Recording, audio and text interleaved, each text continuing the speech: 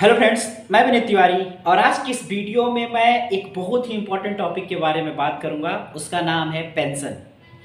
Government job की तैयारी करने वाले हर एक व्यक्ति के लिए और जो गवर्नमेंट जॉब में आ चुके हैं उनके लिए एक इंटरेस्टिंग टॉपिक है पेंशन। गवर्नमेंट जॉब की जो लोग तैयारी करते हैं उनके लिए एक चार्म होता है कि उसमें पेंशन मिलती है। तो जो पेंशन है वही जो है गवर्नमेंट जॉब में मिलने वाली सैलरी के साथ साथ मुख्य जो है वो पेंशन ही है, ओल्ड पेंशन। और पेंशन के वजह से ही जो है लोग दिन रात मेहनत करते हैं गवर्नमेंट जॉब में जाने के लिए। कारण यह है, पेंशन में भी अगर हम बात करें कि कौन सी पेंशन, तो ओल्ड पेंशन। जो इसके पहले की पीढ़ी 2004 के पहले जो लोग ज्वाइन किए थे वह पीढ़ी जो पुरानी पेंशन योजना प्राप्त कर रही है वह उनके जॉब का एक चार्म है। और उस पर आज जब पूरे देश में चर्चा हो रही है, सभी विधानसभाओं में चर्चा हो रही है और जहां कई राज्य उस पुरानी पेंशन को एक्सेप्ट करने के साइड लौट रहे हैं, पुरानी पेंशन को बहाल कर रहे हैं, पुरानी पेंशन के प्रावधानों को लागू कर रहे हैं, तो ज़रूरी बनता है कि मैं अपने चैनल पर उपस्थित गवर्नमेंट जॉब की तैयारी करने वाले और गवर्नमेंट जॉब में जो लोग आ चुके हैं अर्थात असिस्टेंट प्रोफेसर्स या टीचर्स बन चुके हैं उनके लिए इस योजना के बारे में बात करें, इस योजना के बारे में बताएं। तो चलिए वीडियो शुरू करते हैं। वीडियो शुरू करने के पहले आपसे रिक्वेस्ट है कि मेरे चैनल को लाइक कर दीजिए और नए हैं चैनल पे तो आप चैनल को सब्सक्राइब कर लीजिए। चलिए वीडियो शुरू करते हैं।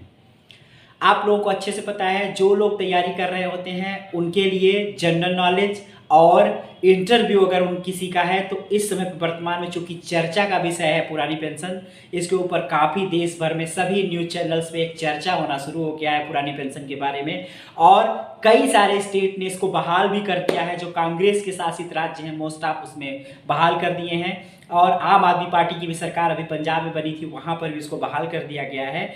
तो चर्चा चल रही है तो आपको इसके बारे में अच्छे से भी जानना चाहिए क्योंकि इससे रिलेटेड प्रश्न भी आपके जनरल नॉलेज में और कहीं आप इंटरव्यू दे रहे हैं तो उसमें पूछा जा सकता है कि चर्चा में क्यों है, मुद्दा क्या है, एनपीएस में क्या है। तो ये सारी चीज़ें हैं, इसके बारे में एक एक करके हम बात करेंगे। आप लोगों को पता होना चाहिए कि 2004 के पहले जो लोग जॉब में आए थे उन्हें पुरानी पेंशन मिलती है। 2004 के बाद से नई पेंशन योजना एनपीएस लागू की गई थी। उसके बाद जो लोग अपॉइंटमेंट पाए हैं उन्हें एनपीएस से कवर किया गया है। एनपीएस क्या होता है? एनपीएस न्यू पेंशन स्कीम उसका नाम है, जिसे नेशनल पेंशन स्कीम भी कहते हैं, राष्ट्रीय पेंशन योजना भी कहते हैं, इसीलिए इसको नई पेंशन योजना भी कहते हैं। और इसमें क्या है कि जो जॉब में कर्मचारी होता है उसके मूल वेतन का और डीए का जो मूल वेतन होता है और जो महंगाई भत्ता मिलता है दोनों को जोड़ने के बाद 10% उसका निकाला जाता है। अगर किसी व्यक्ति का मूल वेतन 50,000 और 10,000 महंगाई भत्ता है तो टोटल 60,000 हुआ। 60,000 का 10% 6,000 होगा। तो 10% कर्मचारी के मूल वेतन और महंगाई का जो पूरा बनता है उसमें से 10% काट लिया जाता है सरकार के द्वारा और सरकार के 14% सरकार उसमें मिला के यह 24% उस महीने, हम पर्टिकुलर महीने की बात कर रहे हैं, अगले महीने में आपकी सैलरी बढ़ भी सकती है, वह जो 24% आपका बनता है उस 24% को आपकी एनपीएस अकाउंट में डाल दिया जाता है।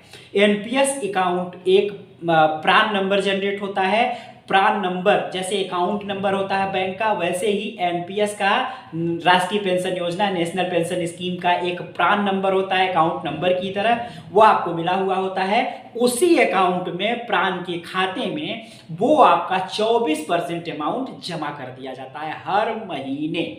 जब यह पूरा जमा कर दिया जाता है हर महीने का आपका इकट्ठा होता रहता है। और जब आप रिटायर होते हैं तो रिटायरमेंट के टाइम पर आपको एक मुश्त ये मिल जाता है और आपको स्वतंत्रता दी जाती है कि इसमें से 60% आप अपने पास रख लीजिए और 40% आप डिफरेंट टाइप के शेयर्स में लगा दीजिए। उन शेयर्स में जो आपका हिसाब से वृद्धि कमी होगी उसी हिसाब से आपकी पेंशन निर्धारित होगी। तो मुख्य मुद्दा यह है, उदाहरण के लिए कि अगर आपका लास्ट में रिटायरमेंट के टाइम पूरे सर्विस का पूरा अमाउंट हुआ 1 करोड़, तो 1 करोड़ में से आपको 60% आपको 60 लाख रुपए दे दिया जाएगा। बचा हुआ आपका ही 40% जो है वह शेयर मार्केट में कुछ शेयर्स वगैरह आप खरीद लेंगे और उसमें आप इन्वेस्ट कर देंगे, जिसको कहते हैं कि आपने इन्वेस्ट कर दिया। जब आप इन्वेस्ट कर देंगे तो उसके बाद आपका हर महीने उसी हिसाब से आपकी पेंशन बनेगी, जो पेंशन आपकी हर महीने आपको मिलेगी। जब आपकी डेथ हो जाती है तो जो नॉमिनी होता है उसके नाम वो जो पूरा अमाउंट होता है उसको दे दिया जाता है। तो मुख्य रूप से इसमें यही चीजें मुख्य रूप से हैं। अब इसमें मुख्य बात यह है कि यह बुरी क्यों है? बुरी यह सरकार के लिए है। मुख्य रूप से अगर हम बात करें तो यह सरकार के लिए, बुरी यह कर्मचारियों के लिए है। सरकार के लिए बहुत अच्छी है। क्यों? क्योंकि सरकार की जो देनदारी है, लायबिलिटी है, वह पूरी तरीके से नहीं बनती है। एनपीएस में सरकार की लायबिलिटी नहीं बनती है। शुरू में ही सरकार ने 14% जो आपका है उसको डालते चली गई। सरकार की जिम्मेदारी पेंशन की तरफ से खत्म, मार्केट में पैसा चला गया। मार्केट से पैसा आपको मिले या ना मिले उसमें सरकार की कोई रिस्पॉन्सिबिलिटी नहीं बनती है। यही मुख्य कारण है कि आप न्यूज में समय समय पर पढ़ते रहते हैं कि किसी व्यक्ति ने रिटायरमेंट के टाइम उसका वेतन था 80,000 और पेंशन बनी 3,000 रुपये महीने। कारण यही है कि शेयर मार्केट में उतना पैसा लगता है, अपना 60% ले लेते हैं, 40% जो भी बनता है उसके हिसाब से वो चीजें हो जाती हैं। फिर ओल्ड पेंशन क्या है, बात करते हैं। ओल्ड पेंशन एक बहुत ही कर्मचारियों के लाभ की स्कीम है। किस तरीके से लाभ की है? ओल्ड पेंशन में आपको जो लास्ट में रिटायरमेंट की सैलरी होती है उसका जो मूल वेतन होता है, मूल वेतन का आधा आपका निश्चित रूप से हर महीना आपको मिलता है। साथ ही उसमें उस समय का जो डीए होता है, जैसे अगर आपका मूल वेतन 60,000 रुपए रिटायरमेंट के टाइम पर है तो 60,000 मूल वेतन है तो आपकी जो पेंशन बनेगी पहली वह 30,000 मूल वेतन से स्टार्ट होगी। 30 आपका मूल वेतन 60 से घट के रिटायरमेंट पे 30,000 आपका मूल पेंशन हो जाएगा। उस मूल पेंशन पर उस समय पर चल रहा जो महंगाई भत्ता है वह आपको उसमें ऐड करके मिलेगा। फिर हर 6 महीने पर जिस प्रकार नौकरी में आपका डीए बढ़ता चला जाता है उसी प्रकार से हर 6 महीने में पेंशन के मूल पेंशन जो होती है उसमें हर 6 महीने पर लागू होने वाला जो डीए होता है, महंगाई होता है, वह पेंशनर्स को भी मिलता है। क्यों? क्योंकि महंगाई उस समय भी बढ़ती है। तो इसमें क्या है? इसमें यह है कि फिक्स है। और एनपीएस में आपने देखा क्या था?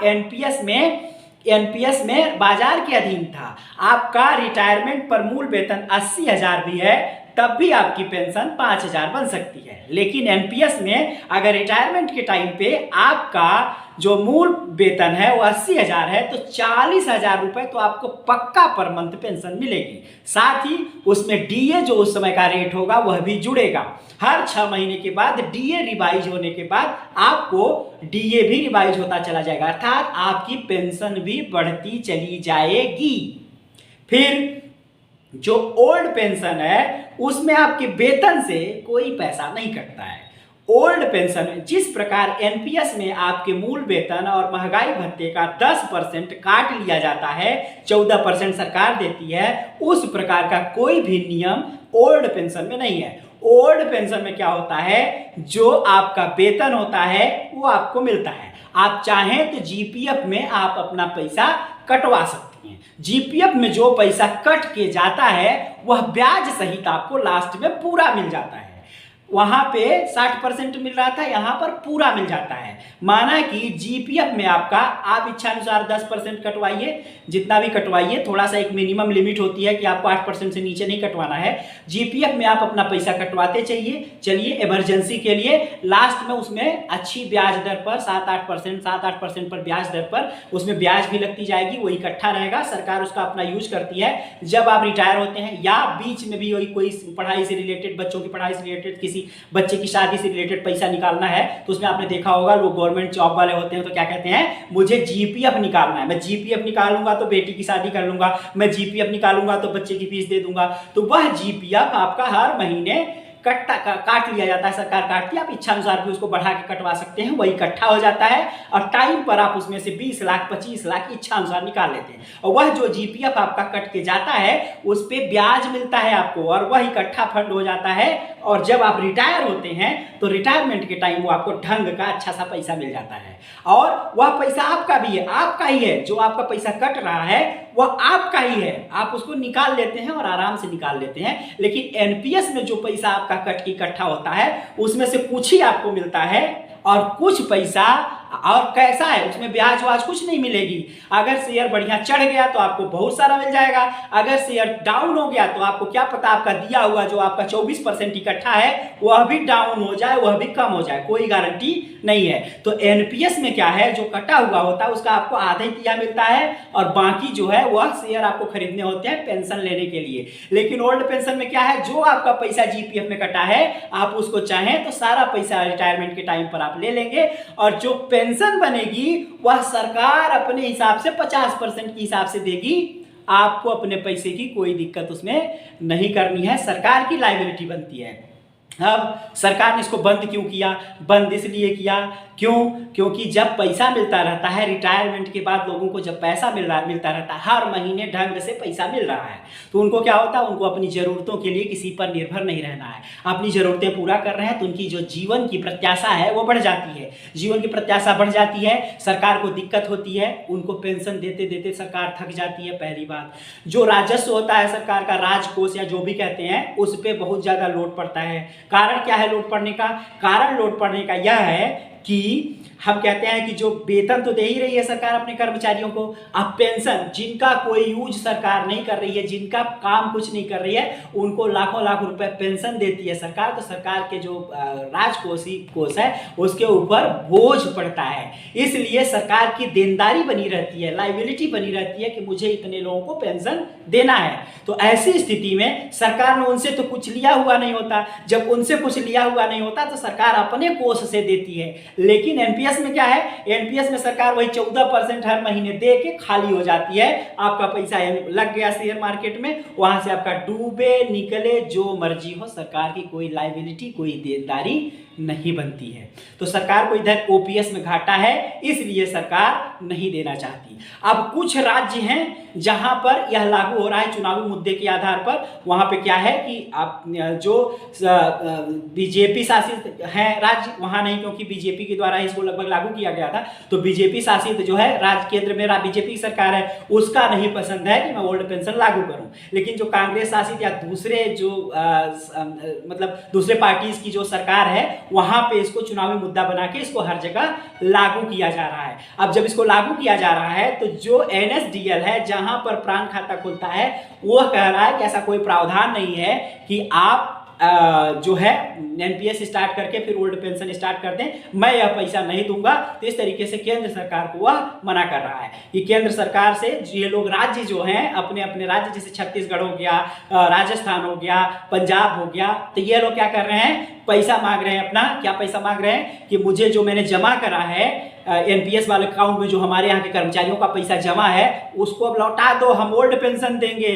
तो जो है एनएसडीएल जो है वह कह रहा है कि इस तरीके का कोई प्रावधान नहीं है। तो केंद्र सरकार कह रहा है इस तरीके का कोई प्रावधान नहीं है, हम पैसा नहीं लौटा सकते। तो मुख्य मुद्दा यही है कि ओल्ड पेंशन सरकार लागू नहीं करना चाहती, उसके ऊपर बोझ पड़ेगा। और ओल्ड पेंशन में सिक्योरिटी है, इसलिए कर्मचारियों को लगता है कि मुझे ओल्ड पेंशन ही चाहिए, न्यू पेंशन नहीं चाहिए। बात भी सही है, न्यू पेंशन में कर्मचारियों का पैसा डूब भी सकता है। 1-1 लाख रुपए मूल वेतन होने के बावजूद 5,000 पेंशन महीने की बनेगी, सारा पैसा खराब भी हो सकता है, उसकी कोई गारंटी नहीं है, रिस्की है। तो इस तरीके से सरकार कर्मचारियों का पैसा लेके शेयर मार्केट में लगा रही है, तो वह सही नहीं है। तो इन सब चीज़ों को लेके जो मुख्य मुद्दा है, जो विरोध हो रहा है, जो चर्चा में है, लोग धीरे धीरे इसका ये चुनावी मुद्दा बना है। इसके पहले यह मुद्दा बहुत धीमा पड़ा हुआ था। लोग प्रश्न ये उठा रहे हैं कि अगर संसद वाले क्या कह रहे हैं, केंद्र सरकार क्या कह रही है कि हम इसे लागू नहीं करेंगे, तो लोग यह कर्मचारी यह कर रहे हैं कि देश की सेवा तो एक रूप में हम भी कर रहे हैं, हम बहुत सारे काम करते हैं, देश की सेवा सांसद विधायक भी कर रहे हैं, वो भी बहुत सारे काम करते हैं डिफरेंट टाइप के, तो वो भी ओल्ड पेंशन अपने लिए रखे हैं। उन्होंने विधायक और सांसद जो हैं वो अपने लिए ओल्ड पेंशन रखे हैं और न्यू पेंशन बाकी लोगों के लिए रखती है, चाहे वो आर्मी में हो, चाहे टीचिंग में हो, चाहे जहां भी हो, अपने लिए क्या करे हैं, ओल्ड पेंशन रखे हैं, बाकी लोगों के लिए न्यू पेंशन रखती हैं। तो अब लोग यह कह रहे हैं कि कोई भी, अभी एक विधानसभा में बात चल रही थी तो वहां पे विपक्ष पार्टी ने कहा, जो लोग ओल्ड पेंशन की मांग कर रहे हैं, कर्मचारियों और शिक्षकों, बाकी गवर्नमेंट के जो लोग हैं, उनके नौकरी वाले हैं, उनके साइड से, तो उन्होंने कहा कि इसमें से कोई भी विधायक, कोई भी सांसद हाथ उठा के कह दे कि मुझे ओल्ड पेंशन नहीं चाहिए, मैं न्यू पेंशन में खुश हूं, हम अपनी मांग बंद कर देंगे। तो मुख्य यही है कि जो सरकार में है अपने सभी विधायक सांसद को क्या करेगा, वह देगा ओल्ड पेंशन, और कर्मचारियों के लिए क्या बचा के रखा है, न्यू पेंशन। तो इस तरीके से इसमें बहुत सारी चीजें हैं, मैंने बहुत सिंपल साधारण सी भाषा में बताने की कोशिश की है। उम्मीद है आप लोगों को चीजें पसंद आई होंगी। कोई चीज अगर हो सकता है बड़ा ज्यादा कॉम्प्लेक्स चीजें हैं, कोई चीज इसमें अगर त्रुटिपूर्वक मैंने कोई चीज थोड़ा बहुत, हालांकि मैं पढ़ के बताया हूं, लेकिन फिर भी अगर कोई थोड़ा बहुत इधर उधर है, अगर कोई चीज त्रुटिपूर्ण लगती है तो आप लोग क्वेश्चन कमेंट में पूछिएगा, मैं उसको ठीक से देख के फिर से बताने की कोशिश करूंगा। तो इस वीडियो में इतना ही, नेक्स्ट वीडियो में मिलेंगे, तब तक के लिए थैंक यू।